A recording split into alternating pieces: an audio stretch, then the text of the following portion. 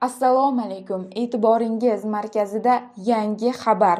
Agar kanalimizda yangi bo'lsangiz, obuna bo'lishni va like bosishni unutmang. Bola puli va moddiy yordam kimlarga beriladi? Kam ta'minlangan oilalarga moddiy yordam va bolalar nafaqasini tayinlashda ayrim o'zgarishlar bo'lishi kutilyapti.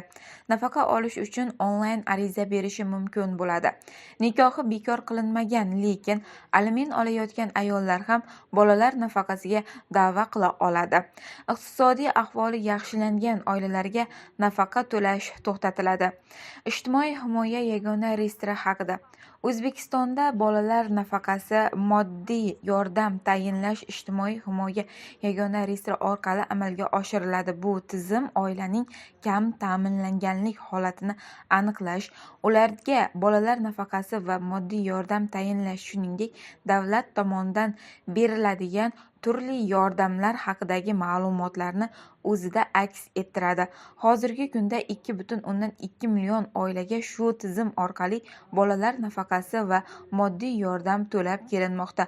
Oilada 18 yoshga to'lmagan farzandlari bo'lganlar bolalar nafaqasini olish bo'yicha murojaat qilishlari mumkin.